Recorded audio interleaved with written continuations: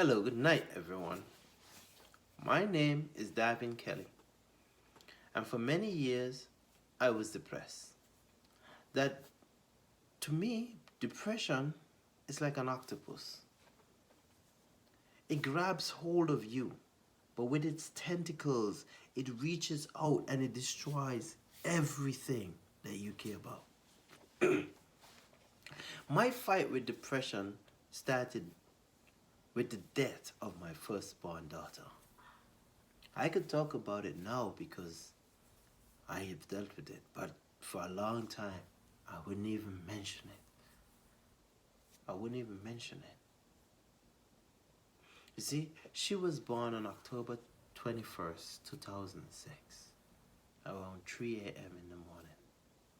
Yes, I was right there, right there. And when she was born, her birth changed everything. It changed everything about my life. It made everything perfect. It made everything perfect. She came out the hospital after 2 days. She was healthy. Everything was perfect. Then 3 weeks after leaving the hospital, I got a 911 call. Had to call the ambulance. You see, my daughter was gasping for air. It was about 11 p.m. We rushed her to the hospital. They attached oxygen, IVs, and gave her breathing treatment. And for the next 48 hours, it was like hanging off of a cliff. There was no explanation from the doctors as to why my daughter was sick. They didn't know. They were running tests. They couldn't find out anything. So all I could do was pray, because I'm a very spiritual person. Very spiritual. After 2 days, they released us. No clear answer. No reason why. So, we took every precaution back home. We changed the curtains, changed everything, made it dust-free. The entire house was dust-free. We cleaned it from top to bottom. And I thought that would have solved it. But it didn't. Around 2 weeks later, it happened again. It is a very helpless feeling to see your child, my daughter, her little face. It's a very helpless feeling, knowing that she was in pain, suffering, and I couldn't do anything about it. The second time we went to the hospital, we only spent 1 day. But still, they had no reason why she was sick. None. The second time after we released from the hospital, we purchased a little oxygen machine. You know, the kind that you give, that plug it into the wall and it gives you the oxygen so that you could do a breathing treatment for the child. Yeah, so because we were treating it as if it was asthma.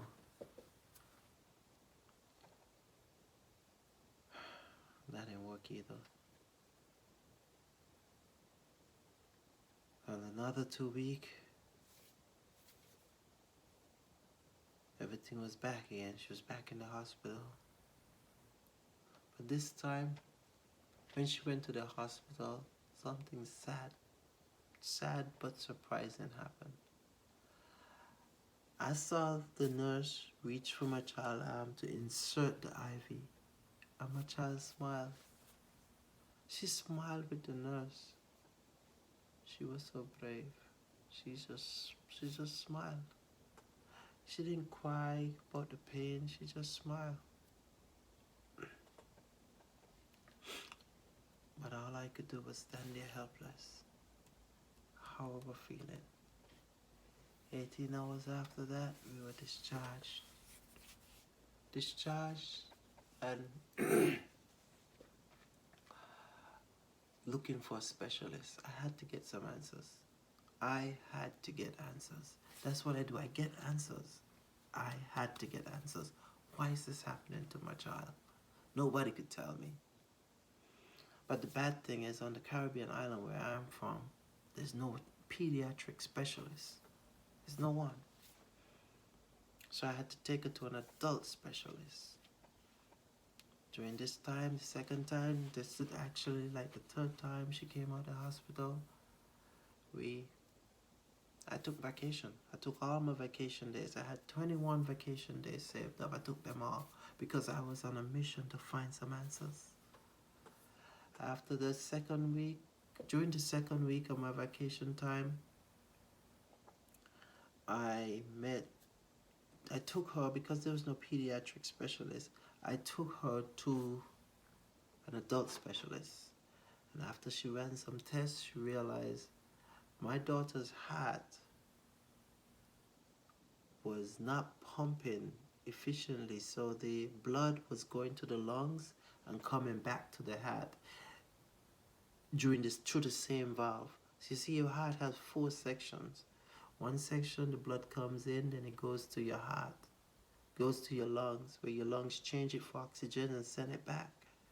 But my daughter's blood was going through and coming directly back to the heart, like bouncing back.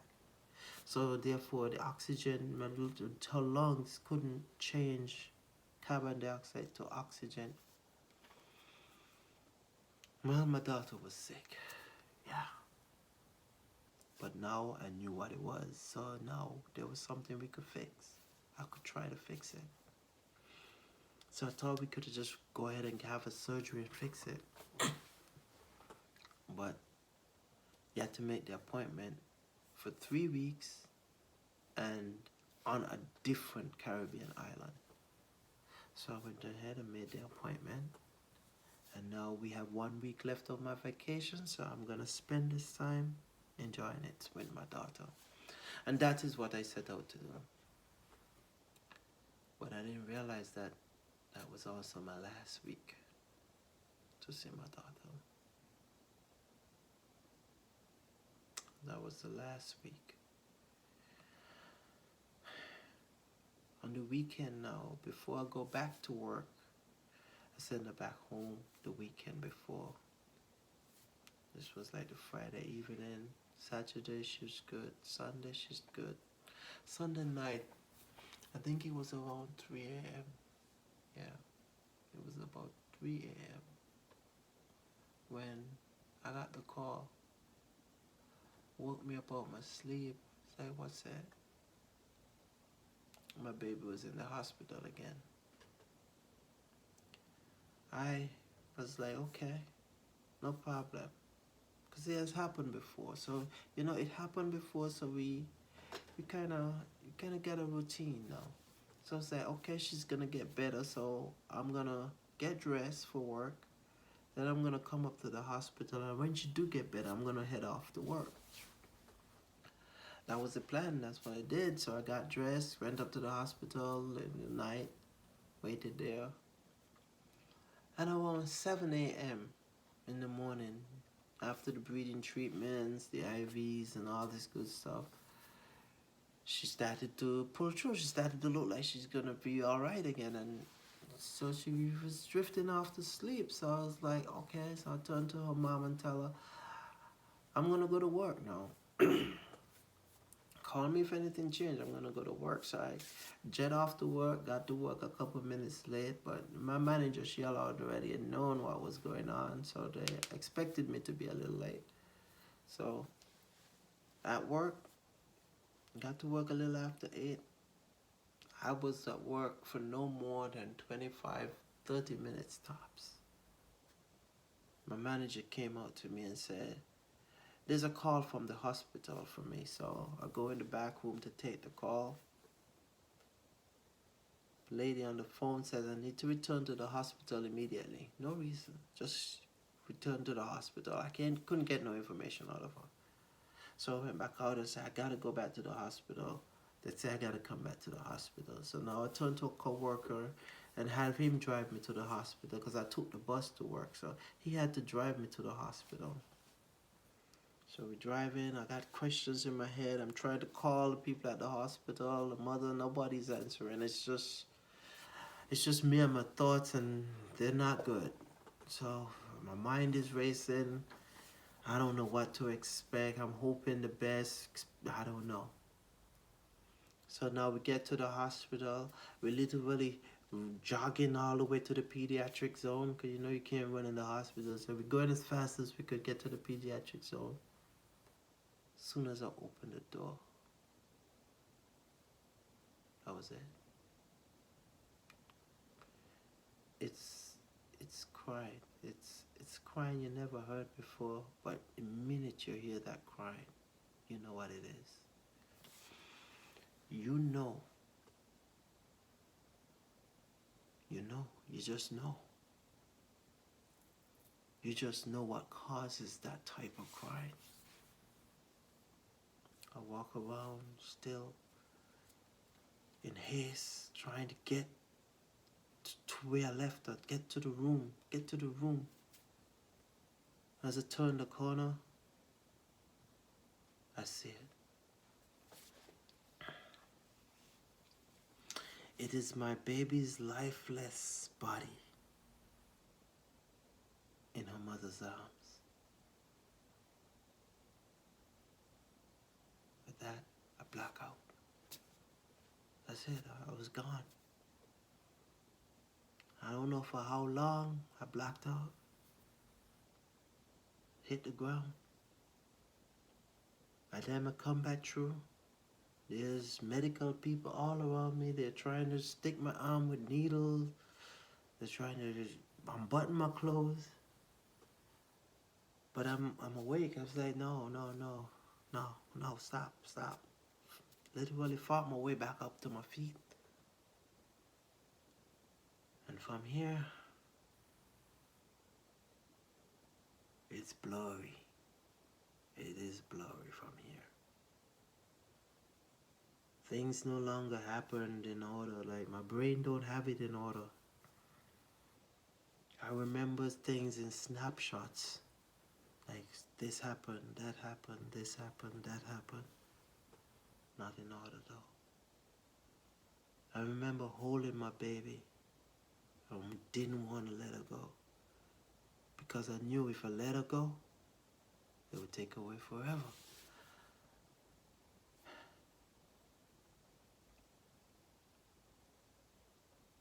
I remember my family members coming up to the hospital and dragging us away. I remember my mom, she scheduled the autopsy because we had to know what went wrong.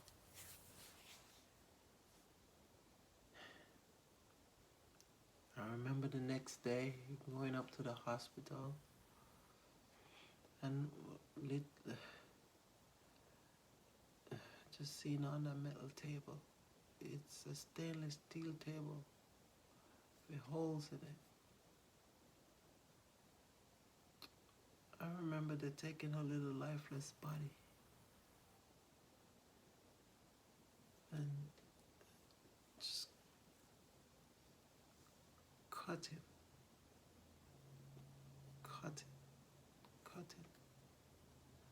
And they used a little thing and they opened her chest.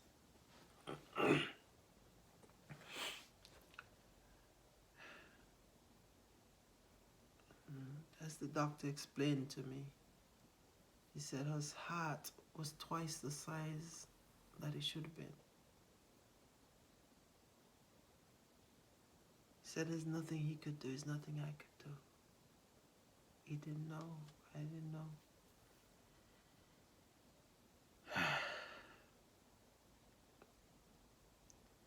Then after that, I don't remember anything. I remember the funeral.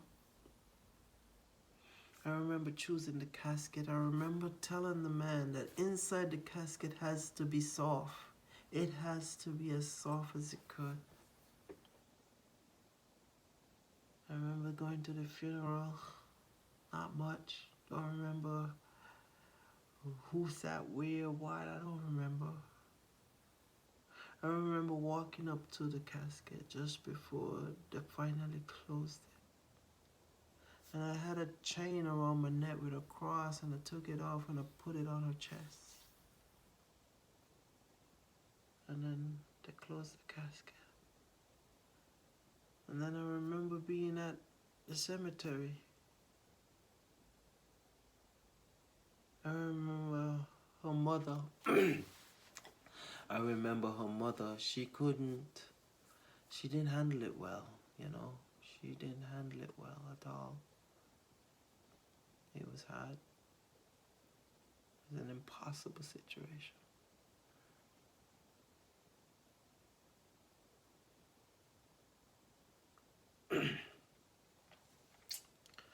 Yeah, it was an impossible situation. And after that, I remember losing my appetite. There was no food. I remember losing feeling. The sun wasn't hot. Ice wasn't cold. I was numb to it all. The world had turned gray. Not black and white, just gray. Began drinking. I began pushing people away. Especially the people who ask questions like, how you holding up? Make comments like everything happened for a reason. It's all part of a plan. All these people, I mean, who knows what those statements even mean? Push them all away. I was left with me and my thoughts, and they were not good thoughts. They were judgmental thoughts, guilt thoughts, helpless thoughts, anger at myself. How could I fail my little girl? I failed her. She's gone. She's not coming back. Because I failed her. And this went on for months. Months where I locked myself in my room. It was dark. Put up thick drapes. Keep the world out. Keep everybody out. And this went on for months. Months. Sometimes no sleep for days. No shower, no grooming myself. I would force myself to go to work sometimes. Miss work. Didn't care. Didn't care about anything. Didn't care about anything. Nothing. But this changed. This started to change when my mom, she came in my room. She took all my alcohol, which seemed to be the only thing I spent money on, and she poured them out. She came back in the room, and she took down all the drapes and opened the windows and let the air in, let the sunlight in, and tell me it's time to pull yourself together. She looked at me and she said, it's time to pull yourself together. It was not one of sympathy. It was a stern seriousness. It's time to pull yourself together. Sympathy hurts. But when somebody come here with strength and tell you it's time to pull yourself together, part of you don't like the way you feel. So you try. And that started my journey. It was another 10 years before I could pull my life together. But I think that was the start. Looking back, that was the start. And now I'm here. Conquered the depression, Octopus, that reached out and tried to destroy my life. And I'm here to tell you, you can conquer that depression, Octopus, as well. Over the years, I've picked up several tools and tricks and tools that we could fight. And I will post more videos on what I use, what worked for me to make me a conqueror. Because it will help you. Because the fact that you are still here means depression has not beaten you. It cannot beat you. It will not beat you. And we will be here together. And we will conquer the depression octopus. And we will take our lives back. And we'll be the family members that our family deserve. The friends that our friends deserve. We will have the life that we deserve. We'll get the rest, the food, the feeling. We will do it together. Thank you for letting me share this. Thank you. And I will post more videos on everything I've learned so that it could help somebody else. Because once we get out, we help somebody else. And we will end this depression because it's worse than the COVID pandemic. Because it isolates you. Makes you feel like you're the only one suffering. It judges you. It hurts you. It literally hurts you in your bones. And we don't have to suffer alone. We don't have to fight alone. You don't have to fight alone. We will fight together. And we will win. We will conquer. Not overnight, but we will conquer. We'll conquer together. Thank you. Thank you.